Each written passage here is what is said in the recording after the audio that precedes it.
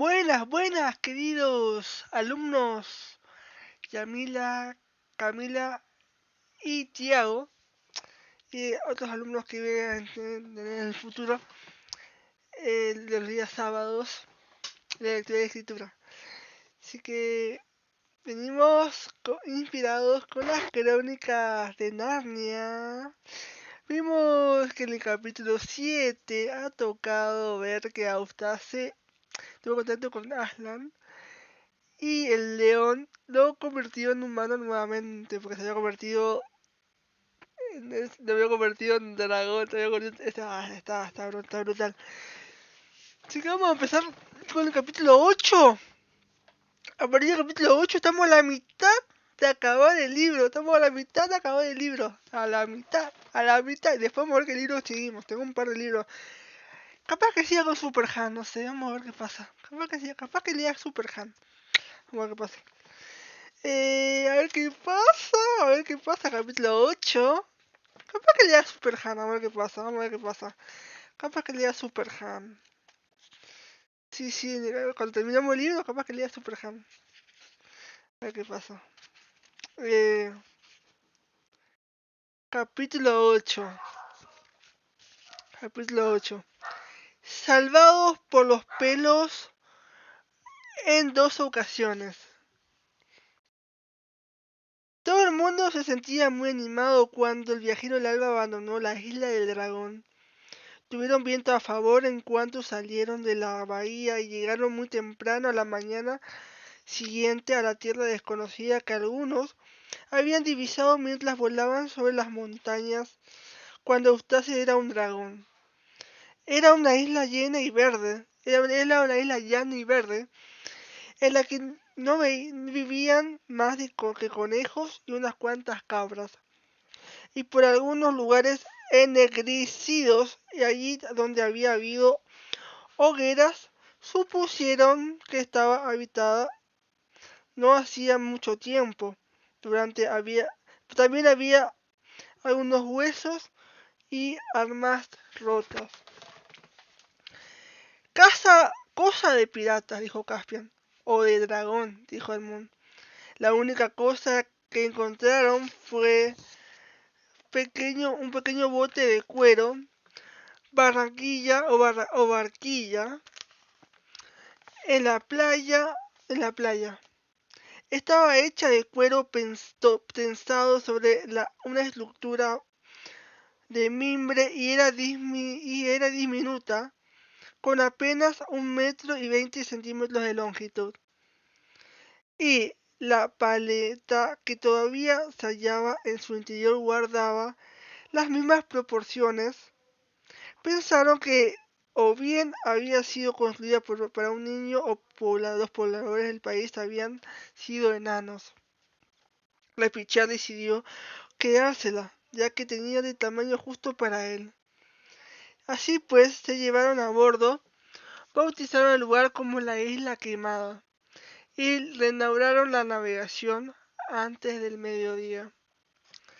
Durante 5 días de navegación empujados por un viento sur-sudeste, habían sin avistar tierra y sin ver peces ni gaviotas.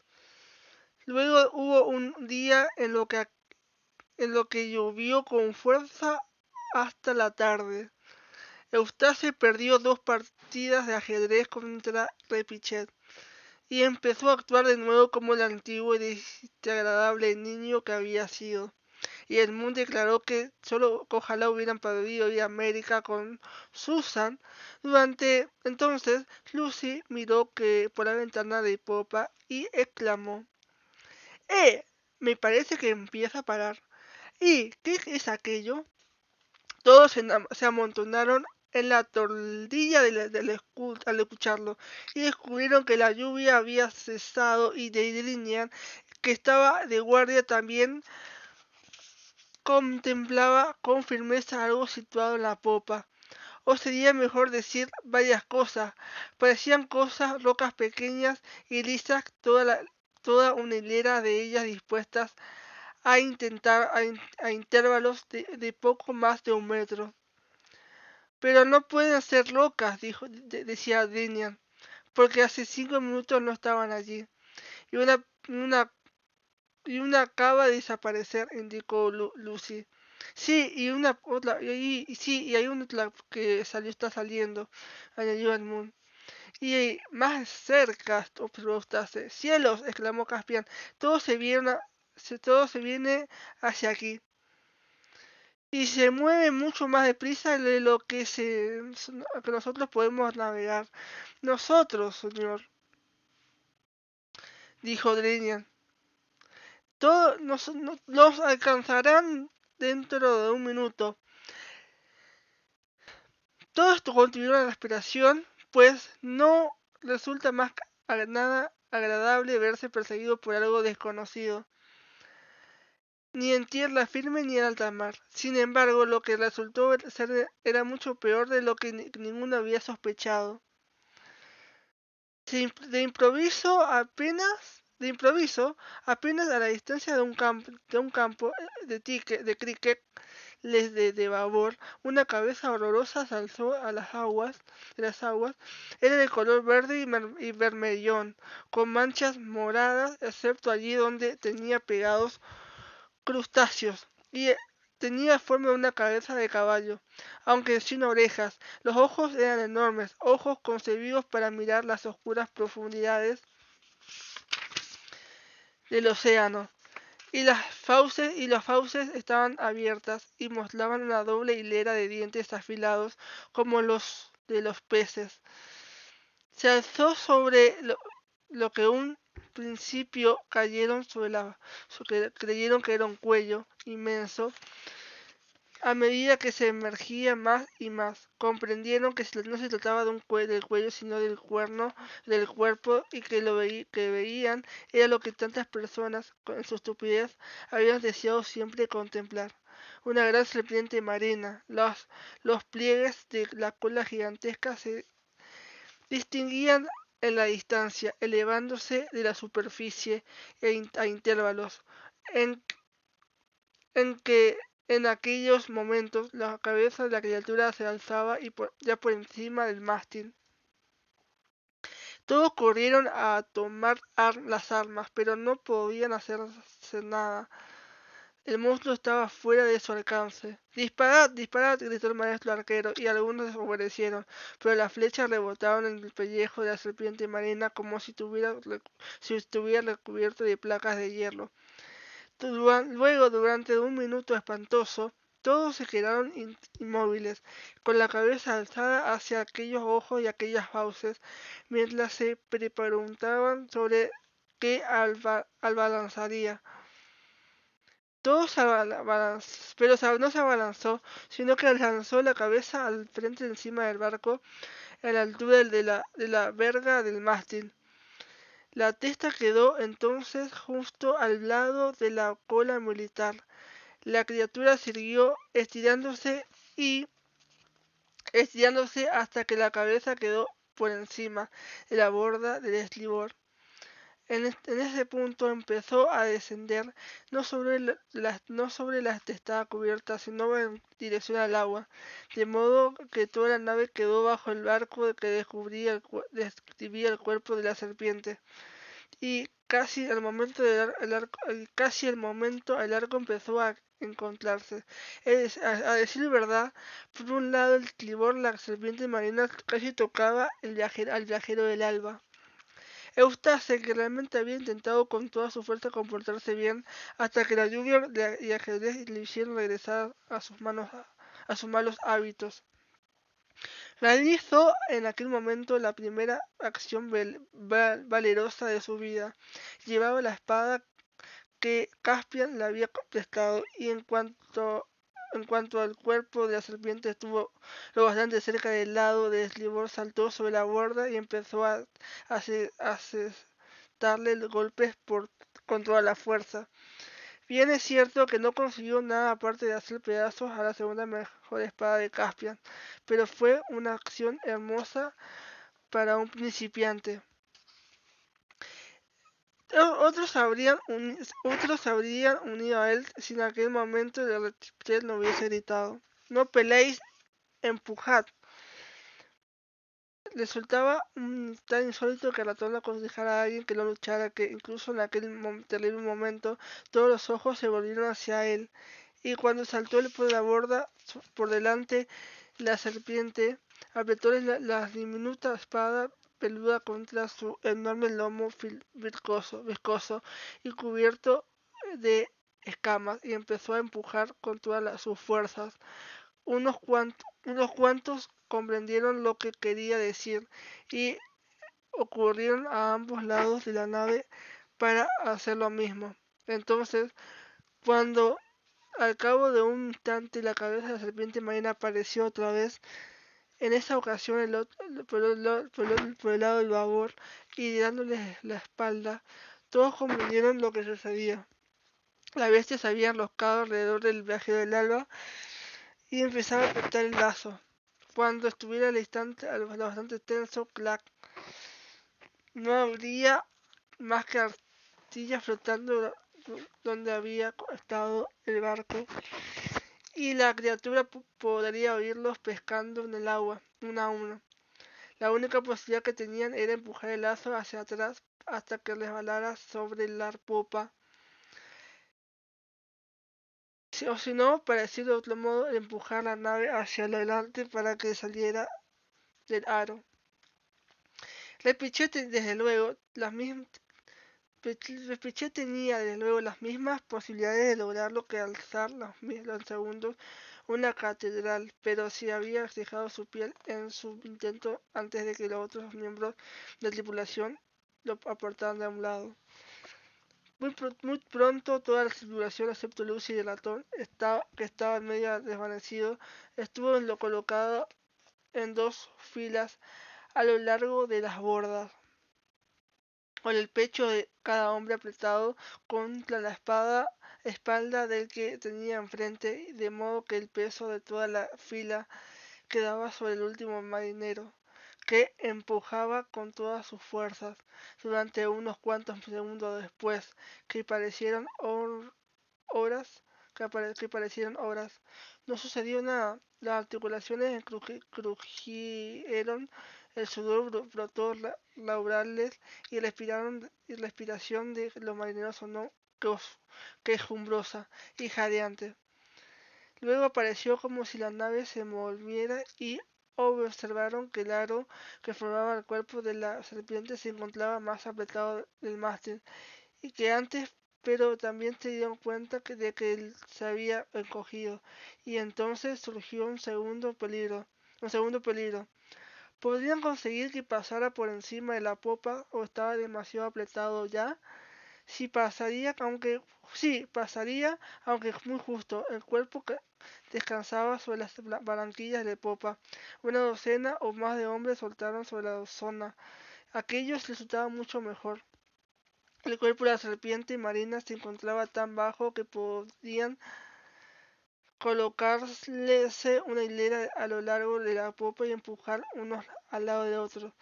Carecieron de las esperanzas hasta que recordaron la elevada popa esculpida a la cola del dragón, del viajero del alba.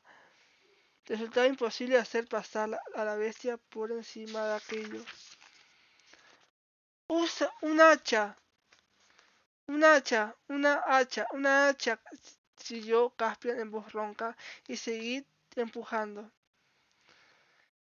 Lucy, que sabía dónde estabas todo, lo oyó desde su puesto en la cubierta principal, con la mirada fija en la popa.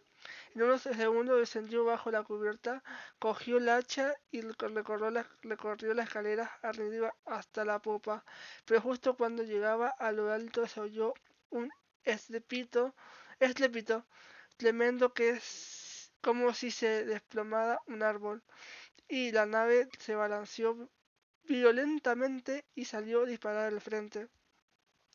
Pues en aquel mismo instante, tanto si fue debido a que empujaran la criatura con tanta fuerza, o porque ésta muy estúpidamente decidió apretar más el brazo, que el trozo de la popa esculpida se desprendió y la nave quedó libre. La tripulación estaba demasiado agotada para ver lo que Lucy vio.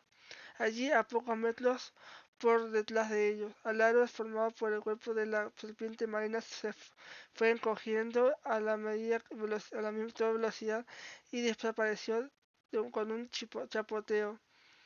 Lucy siempre dijo, claro que se sentía muy nerviosa en aquel momento y podría haber sido producto de su imaginación, que vio una expresión de satisfacción idiota en el rostro de la criatura. Lo que sí es cierto es que el animal era muy estúpido, pues en lugar de perseguir el barco giró la cabeza y empezó a deslizar el hocico por todo su cuerpo, como si esperara hallar los restos de Geraldo allí. La nave estaba muy lejos, empujaba sobre una brisa recién levantada, y los hombres fueron a acostarse o a sentarse con toda cubierta entre gemidos y jadeos, hasta que por fin pudieron comentar lo sucedido, y más adelante reírse de ello. Y después de que les sirviera un poco de ron, incluso profirieron algunas exclamaciones y todos los alabaron el valor de Eustace, aunque no había salido de nada en el Pichet. Después de eso navegaron durante 3 días más y no vieron otra cosa que mar y cielo. Al cuarto día el viento cambió para soplar hacia norte y las aguas se encresparon. Pasado al mediodía casi se había convertido en una tempestad, pero al mismo tiempo avistaron a tierra al frente. A babor.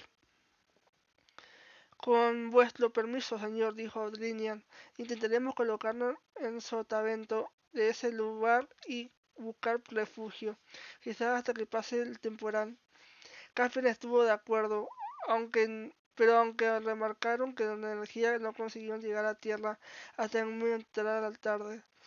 Con las últimas luces del día navegaron al interior con un puerto natural y echaron el ancla, aunque nadie bajó a tierra aquella noche. Por la mañana encontraron en la verde bahía un territorio aspecto encarpadado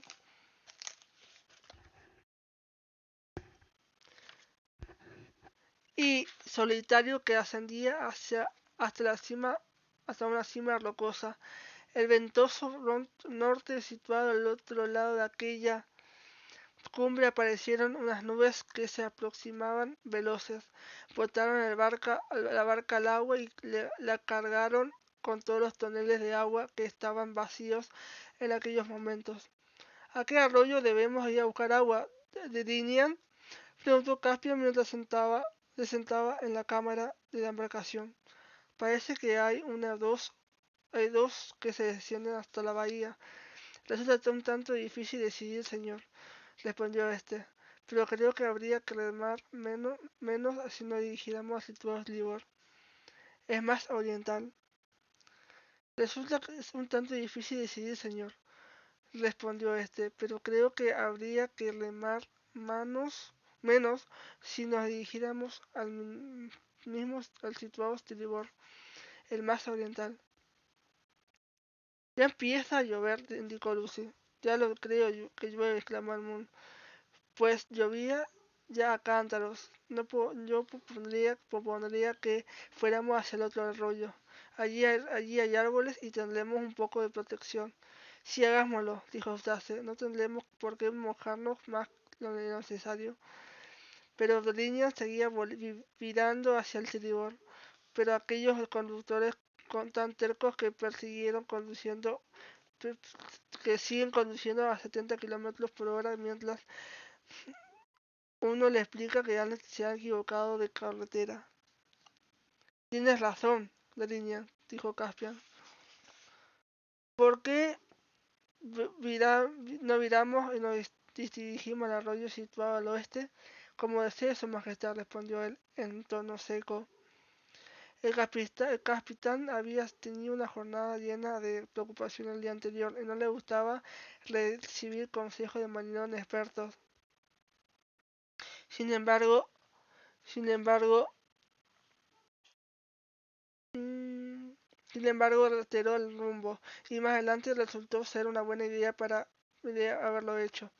Había cesado de llover cuando terminaron de recoger el agua y Caspian, junto a Eustace, los Preves y Repichet, decidió subir hasta lo alto de la colina para ver si se divisaba desde allí. Resultó una ascensión penosa por entre maleza áspera y brezos, y no vieron ni hombres ni bestias, únicamente gaviotas.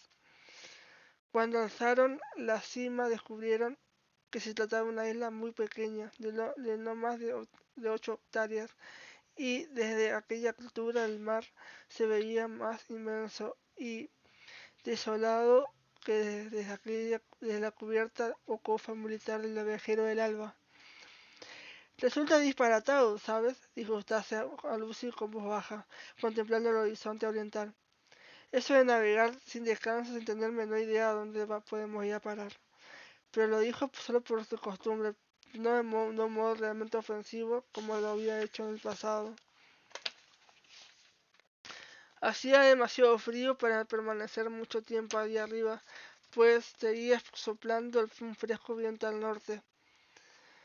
En vez de regresar por el mismo camino, propuso Lucy mientras daban vuelta, sigamos un poco más y descendamos por el otro arroyo, aquel al que el niño quería ir.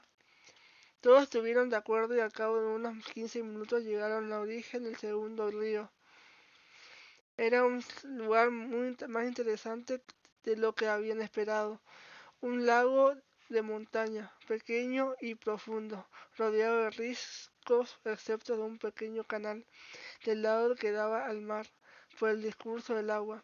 Allí al menos estaban resguardados del viento y se sentaron sobre los brezos situados en lo alto para descansar.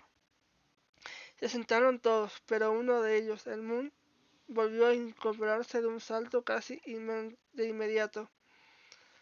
Tienen unas piedras muy afiladas en esta isla, dijo, palpando alrededor entre los brezos. ¿Dónde está esa maldita cosa? Ah, ya la tengo, vaya, no es una piedra, es una empuñadura de una espada. No, diantre, es una espada entera, no lo que el lumbre ha dejado de ella. Sin duda llevaba aquí una eternidad.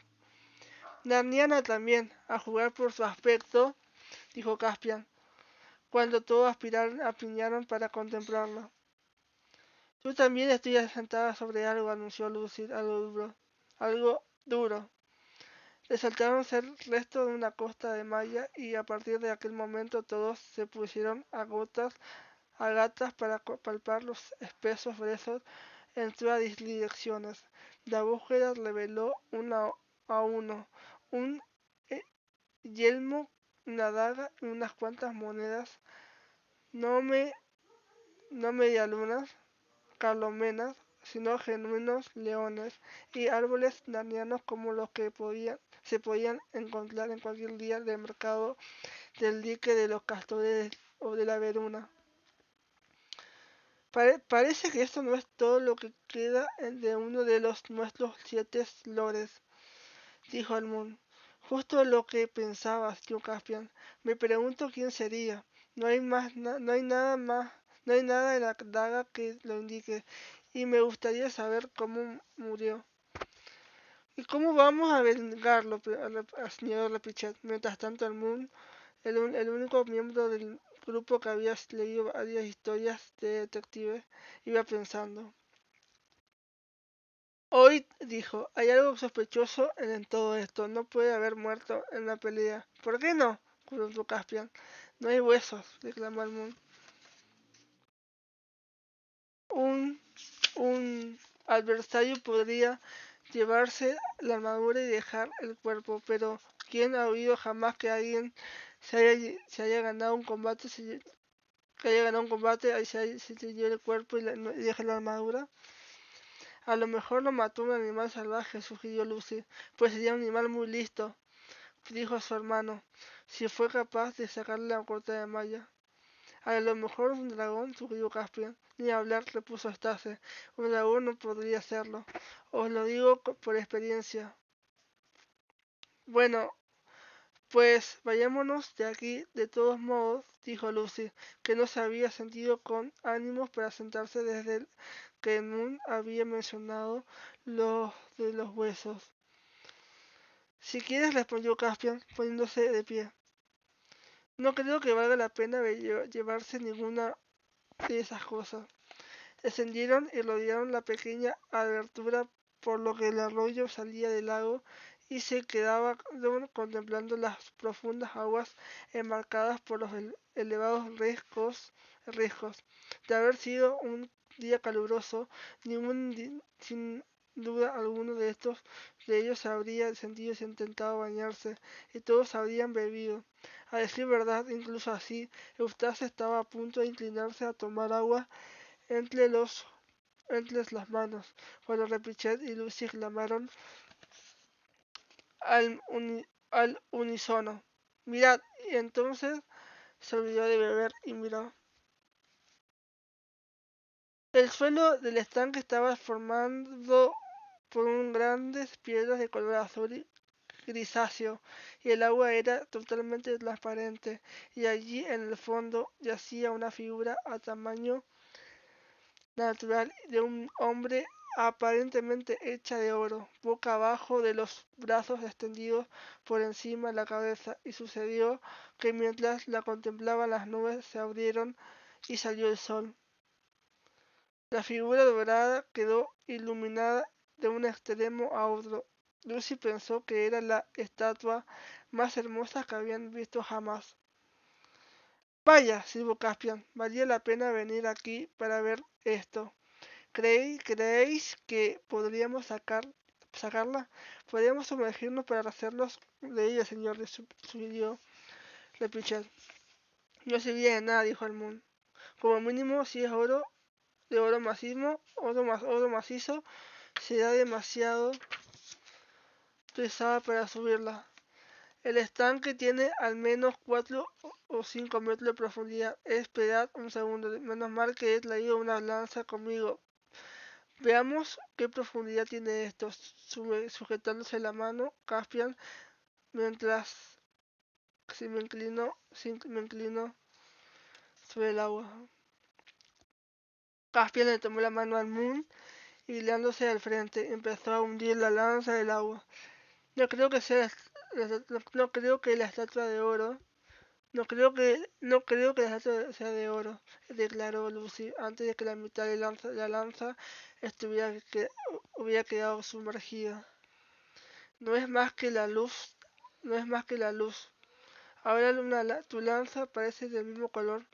¿Qué sucede?, inquirieron varias veces a la vez. Pues el Moon acaba de soltar la lanza que de repente. No he visto sujetarla, cayó a él. Pesaba muchísimo. Ahora está en el fondo, dijo Caspian. Y Lucy tiene razón, tiene el mismo color que la estatua. Pero el Moon parecía tener algún problema con las botas. Al menos se había inclinado y contemplaba con atención. Se irguió de improviso y chilló en un tono tan agudo que nadie habría osado desobedecerle. «Atrás, apartaos del agua, todos ahora mismo». Todos obedecieron y miraron con asombro. «Fijaos», dijo el Moon, «mirad las puntas de las botas. Parecen un poco amarillas», empezó a decir Eustace. «Son de oro macizo», interrumpió el Moon. «Miradla, tocarla, el cuero ha desaparecido y pesa como si fueran plomo». «Por Aslan», exclamó Caspian, «¿no está diciendo que...?» «Sí, ya lo creo. El agua convierte las cosas en oro. Convirtió la lanza en oro. Por eso pesaba tanto, y me lamía los pies. Una especie que no estuviera descalzo. Y convirtió las puntas de las botas en oro. Y ese pobre desgraciado al fondo, pues ya lo veis». «O sea que no es una estatua», dijo Lucy, «es en voz baja». «No, ahora está todo muy claro. Estuvo aquí en un día caluroso y se desvistió en lo alto de la colina, donde estábamos sentados nosotros. Las ropas se le habrían podrido o se la habrán llevado las aves para reforzar sus nidos. La armadura sigue allí, luego se zambulló en el agua y... No lo digas, intervino Lucy, qué horrible. Nos hemos librado por los pelos, declaró su hermano. Bueno, vamos a dar una vuelta en bici.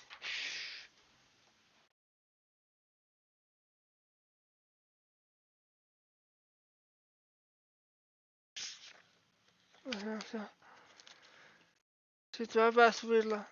Y ese estanque tiene al menos 4 o 5 metros de profundidad. Esperad un segundo, menos mal que he traído una lanza de caza conmigo. Veamos qué profundidad tiene esto. Sujetadme la mano, Caspian, mientras... ya lo veré. Ya lo veré. Ya lo creo, coincido Rapichel. Un dedo, un pie, un bigote o una cola de cualquiera de nosotros podrían haber ido a parar al agua en cualquier momento. De todos modos, intervino Caspian, deberíamos hacer una prueba. Se inclinó sobre el suelo y arrancó un ramillete de brezo. A continuación, con la suma cautela, se acorrilló junto al estanque y se lo sumergió con él. Era el brezo lo que sacó de una reproducción perfecta del brezo hecha del oro más puro, pesada y lisa como el plomo. El rey que poseyera era la isla, declaró Caspian. Y despacio y su rostro se sonrojó mientras lo decía. No tardaba en ser más rico de todos los reyes del mundo. Reclamó esta isla para siempre como posesión de Narnia. De ahora en adelante recibirá el nombre de la isla de agua de oro, y os apremio a mantenerlo en secreto. Nadie debe enterarse de esto. Y seguía la línea, bajo pena de muerte. ¿Me oís? ¿Con quién tú crees que hablas? Replicó el Moon.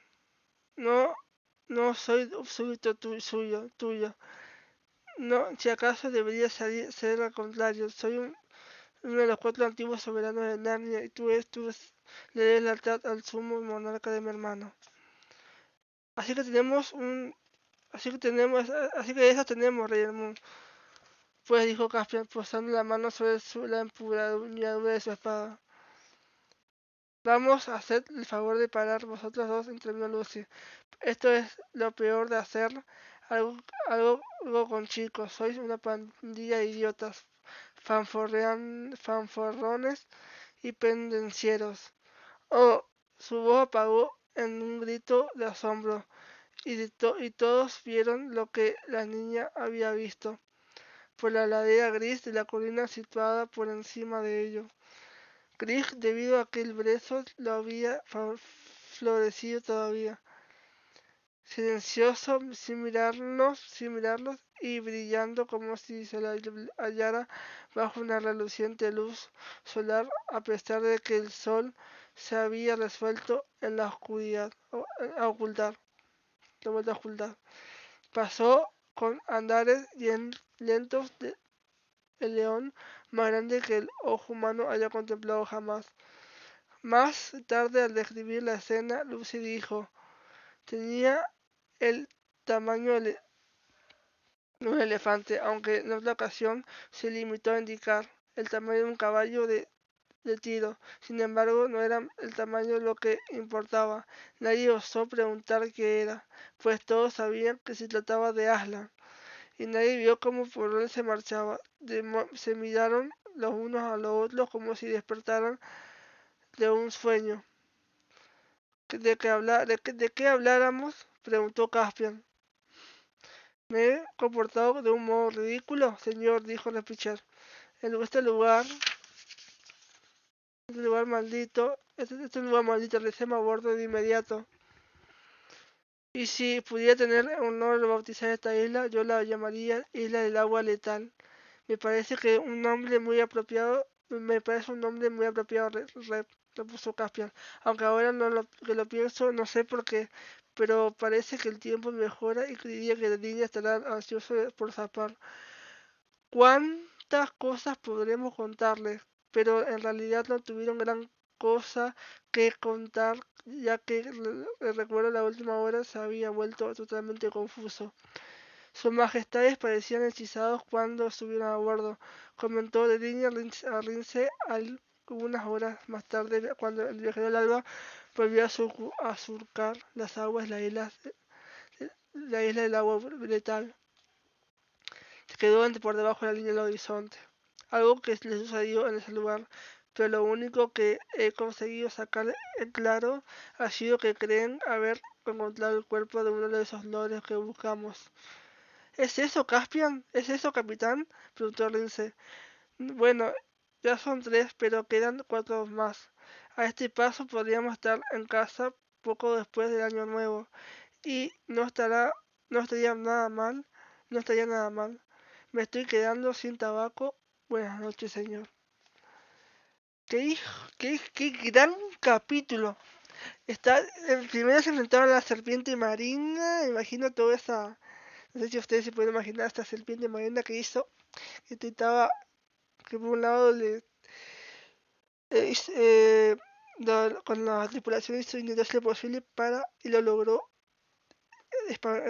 espantar a deshacerse de la serpiente marina, y después cuando cayeron a la isla de agua letal, en Moon y Eustace empezaron, en Moon y Caspian empezaron a pelear por el oro, nada que ver, ¿viste? Está ocupado. Y ya estamos en la mitad, ya estamos en la mitad del libro, estamos en la mitad del libro.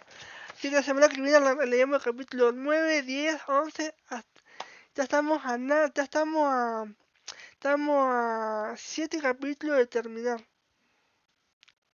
Estamos a 8 capítulos de terminar el libro.